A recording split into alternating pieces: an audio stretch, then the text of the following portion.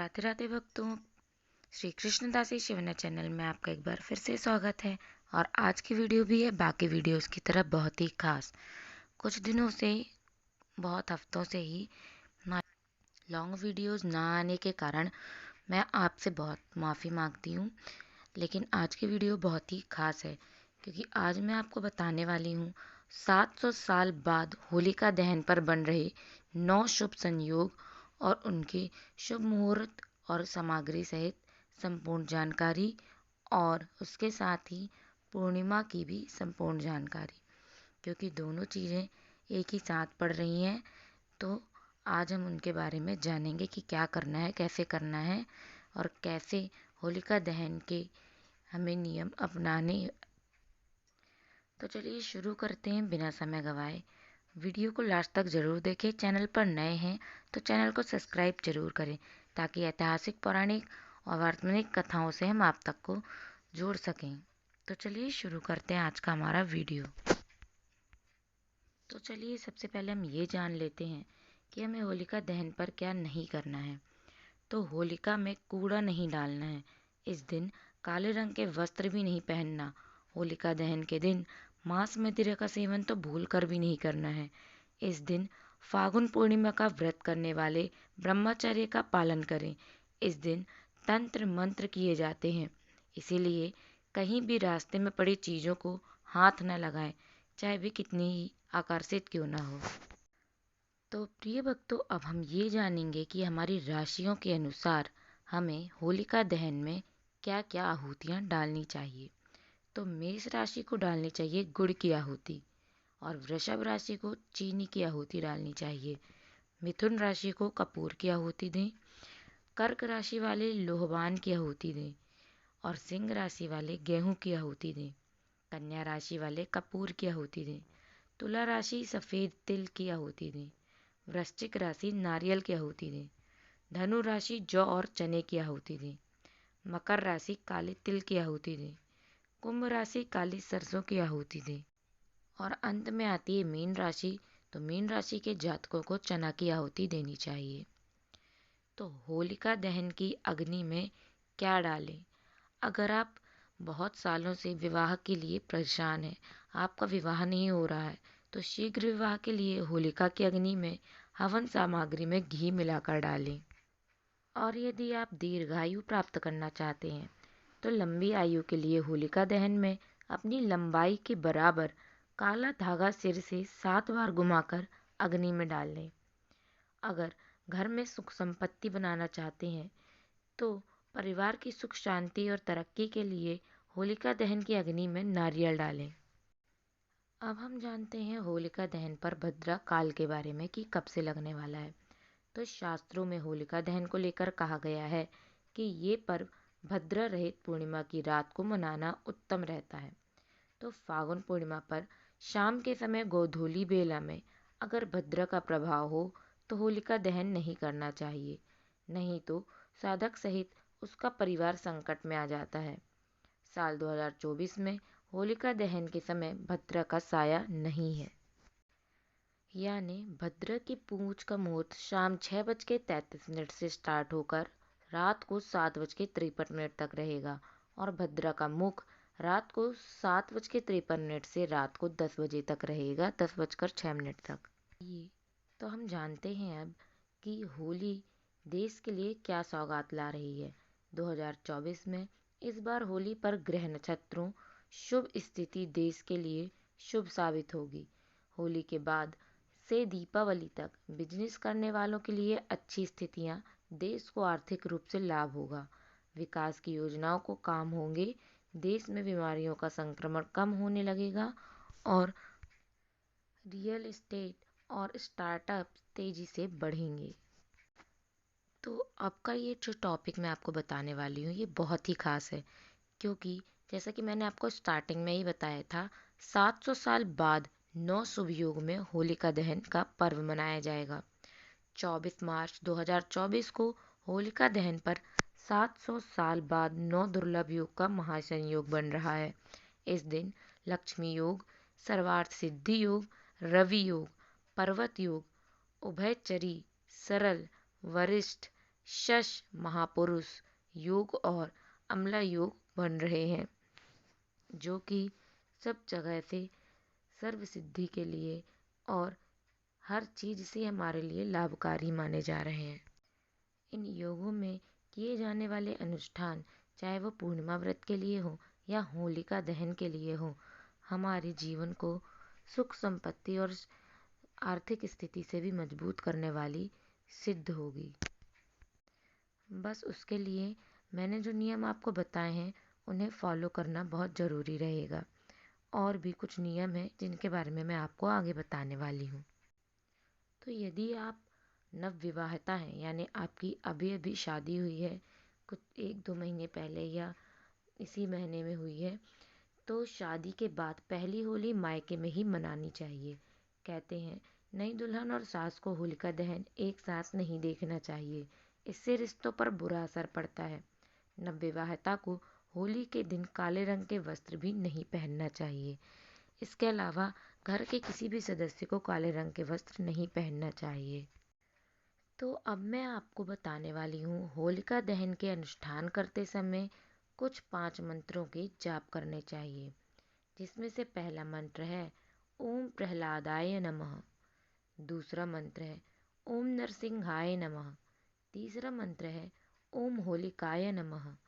चौथा मंत्र है अह कूटा भयत्रस्ते कृता त्वं होली बालिशे अत स्वाम पूजस्यामि भूति भूति प्रदायिनीम। पांचवा मंत्र है अनेन अर्चनेन होलिकाधिष्ठात्र देवता प्रियंताम नमः। तो ये थे कुछ मंत्र जो हमें होलिका दहन के अनुष्ठान करते समय इन मंत्रों का जाप करना चाहिए। अगर आप लास्ट के 2 मंत्रों को नहीं पढ़ सकते या नहीं बोल सकते, तो ओम प्रहलादाय नमः, ओम नरसिंहाय नमः और होलिकाय नमः का मंत्र का जाप करते हुए ही होलिका दहन का अनुष्ठान पूर्ण करें। तो चलिए अब आप एक कॉपी और एक पेन लेकर बैठ जाएं, क्योंकि अब मैं आपको बताने वाली हूँ होलिका दहन की पूजा सामग्री के बारे में। तो होलिका दहन की पूजा सामग्री में बड़कुले, नारियल, गुलाल, घर की बनी गुजिया, कच्चा सूती धागा, रोली, मोली, चंदन, हल्दी कुमकुम, अक्षत, धूप फूल, गाय के गोबर से बनी गुलरी और गेहूं की बालियां, बताशे, मिठाई, पूरियां, कलश और फल, इन सभी सामग्रियों से आपका अनुष्ठान पूर्ण होगा। तो ये सामग्रियां नोट करके आप पूजा के पहले ही मंगा कर रख लें। तो अब मैं आप लोगों को बताने वाली हूँ होलिका दहन के दिन क्या उपाय करना चाहिए, जो कि बहुत ही लाभकारी होते हैं। तो गेहूं की बाली अग्नि में अर्पित करने से माँ लक्ष्मी की कृपा अपने भक्तों पर सदैव बनी रहती है। तो गेहूं की बाली का उपयोग जरूर करें होलिका दहन की अग्नि में। साथ ही घर में सुख समृद्धि का वास होता है। होलिका की अग्नि में 7 गेहूं की बालियों की आहुति देनी चाहिए। तो ये ध्यान से आप नोट कर लें कि 7 गेहूं की बालियों को अपने ऊपर से 7 बार घुमा लें। इसके बाद उन्हें होलिका की पवित्र अग्नि में डाल दें और अपने घर परिवार सुख शांति की प्रार्थना करें। अब मैं जो दूसरा उपाय आपको बताने वाली हूँ वो है होलिका दहन की नज़र का उपाय। होलिका दहन की राख को माथे पर लगाने से बुरी नज़र से छुटकारा मिलता है। ऑफिस, घर, दुकान की नज़र उतार कर उसे होलिका में दहन करने से लाभ होता है। तो होलिका दहन के दिन ऐसा जरूर करें। तो अब बारी है होलिका दहन के शुभ योग के बारे में जानने की। तो होलिका दहन होगा शुभ योगों के बीच 24 मार्च को सुबह 6:20 से सुबह 11:21 तक रवि योग रहेगा, यानी 6:20 सुबह से 11:21 तक रवि योग। जबकि सर्वार्थ सिद्धि योग रहेगा सुबह 7:40 से 12:35 तक। इसी दिन रात को 8:30 बजे वृद्धि योग शुरू होगा, जो अगली रात 9:30 बजे तक रहेगा। इन योगों में किए गए अनुष्ठान, चाहे वो पूर्णिमा विधि के लिए, पूजा विधि के लिए हो, चाहे होलिका दहन की पूजा विधि के लिए हो। इन दोनों के अलग अलग मुहूर्त मैंने आपको बताए हुए हैं, लेकिन ये सर्वार्थ सिद्धि योग और रवि योग और वृद्धि योग में किए गए अनुष्ठान बहुत ही लाभकारी सिद्ध होते हैं, जो कि सालों में एक बार ही हमें मिलते हैं, जिसका हम लाभ उठा सकते हैं। तो चलिए अब जानते हैं कि होलिका दहन के दिन कपूर के क्या उपाय करने चाहिए।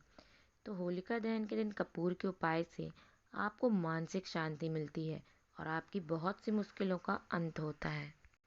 तो होलिका दहन के दिन कपूर के साथ गुलाब की 7 पंखुड़ियों को भी जलाएं। आपका स्वास्थ्य लंबे समय से खराब चल रहा है तो होलिका दहन के दिन नीम के 10 पत्ते, 6 लौंग और कपूर को अपने ऊपर से 5-7 बार फेर कर होलिका की अग्नि में स्वास्थ्य की कामना करते हुए डाल दें। और इसी के साथ मैं आपको ये भी बताने वाली हूँ कि होलिका दहन में भद्राकाल कब है। तो होलिका दहन के दिन भद्राकाल भद्रा पूज शाम 6:30 से 7:53 तक, वहीं भद्रा का मुख शाम 7:53 से 10:06 तक रहेगा। तो इस समय की अवधि के दौरान इसमें कोई भी शुभ कार्य पूजन अनुष्ठान नहीं करें, क्योंकि भद्राकाल में कोई भी पूजन अनुष्ठान नहीं लगता, तो इसे भद्राकाल में ना करें। तो होलिका का जो पूजन है, होलिका दहन का, वो उसका शुभ मुहूर्त है 2024 में 24 मार्च को। रात्रि के समय होलिका दहन का सर्वश्रेष्ठ मुहूर्त जो है वो है 11:13 से लेकर 12:27 तक का। इस दौरान पर होलिका दहन का अनुष्ठान आप कर सकते हैं, इससे आपको बहुत लाभ प्राप्त होगा। तो अब बात करते हैं हम होलिका दहन के साथ पूर्णिमा तिथि की।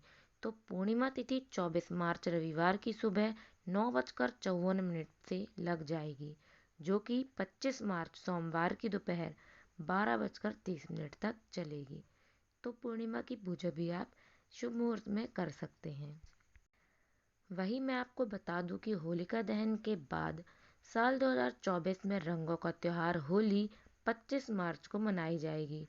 होलिका दहन एक दिन पहले, जो कि जिसकी संपूर्ण जानकारी हम आपको दे चुके हैं, रविवार रात में की जाएगी होलिका दहन।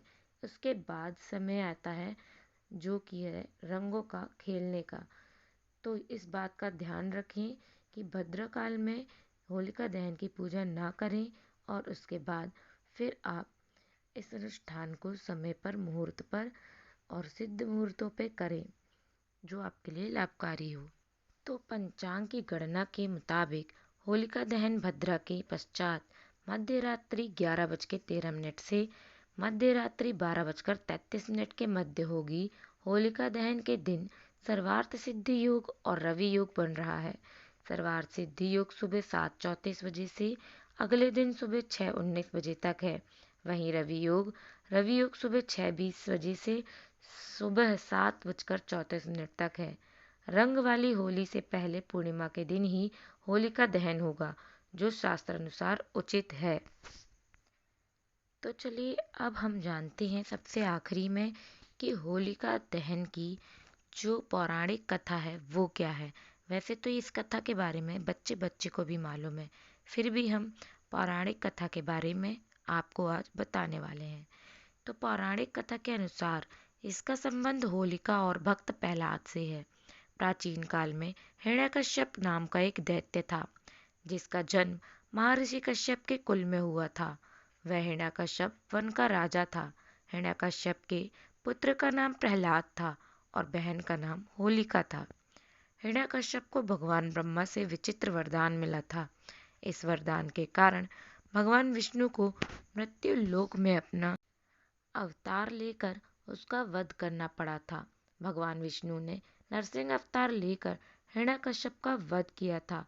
हिरण्यकश्यप ने अपने ही पुत्र प्रहलाद को अपनी बहन होलिका के द्वारा जीवित जला देना चाहा था, क्योंकि वह हिरण्यकश्यप खुद को भगवान समझ रहा था अपने वरदान के कारण, और अपने पुत्र को भी वह कहता कि तू मुझे ही अपना भगवान मान, क्योंकि ये सारे जीवित प्राणी सबके मैं ही भगवान हूँ।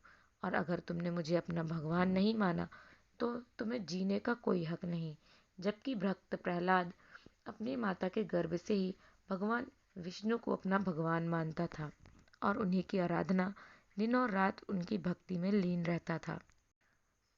हिरण्यकश्यप ने अपनी बात मनवाने के लिए भक्त प्रहलाद पर कई यातनाएं करवाईं, जिसमें से एक थी होलिका की कथा, जिसमें होलिका को वरदान था कि वह कभी जल नहीं सकती थी और इसीलिए होलिका हिरण्यकश्यप की बहन होते हुए अपनी भाई की मदद करने के लिए भक्त प्रहलाद को अपनी गोद में लेकर बैठ गई। हिरण्यकश्यप ने अपने ही पुत्र प्रहलाद को अपनी बहन होलिका के द्वारा जीवित जला देना चाहा था। भगवान ने प्रहलाद पर अपनी कृपा की और प्रहलाद के लिए बनाई चिता में स्वयं होलिका जल गई। और तभी से इस दिन होलिका दहन मनाने की परंपरा शुरू हुई। हिरण्यकश्यप ने अपने ही पुत्र प्रहलाद को अपनी बहन होलिका के द्वारा जीवित जला देना चाहा था, पर भगवान ने प्रहलाद पर अपनी कृपा की और प्रहलाद के लिए बनाई चिता में स्वयं होलिका जलकर मर गई। तभी से इस दिन होलिका दहन मनाने की परंपरा शुरू हुई। तो ये थी संपूर्ण जानकारी भक्त प्रहलाद और होलिका की। क्यों इस दिन होलिका दहन करते हैं? क्योंकि बुराई पर अच्छाई की जीत हुई थी, तो इसीलिए उस पर्व को आज तक रंग खेलकर मनाया जाता है और होलिका दहन करके। ये केवल रंगों का ही त्योहार नहीं, बल्कि हमारे अंदर चल रही बुराइयों को भी दहन करने का त्योहार है। इसीलिए होलिका दहन में हमें अपने अंदर की सारी बुराइयों को त्यागना चाहिए, जिससे हम पर भी भक्त प्रहलाद जैसे भगवान की कृपा बनी रहे और हम भी आसानी से मुक्ति को प्राप्त कर सकें होलिका की तरह। तो आज की वीडियो इसीलिए थी खास। अब आपको कैसी लगी ये वीडियो हमें कमेंट सेक्शन में ज़रूर बताएं। वीडियो को ज़्यादा से ज़्यादा शेयर करें ताकि ऐसी ही और वीडियोस ऐतिहासिक पौराणिक कथाओं से हम आज के युवाओं को सनातन धर्म से जोड़ सकें। तो आज के लिए बस इतना ही। आप लोगों को भी होली का त्यौहार की बहुत बहुत शुभकामनाएं। मिलते हैं हमारे नेक्स्ट वीडियो में। तब तक के लिए जय श्री कृष्णा, राधे राधे।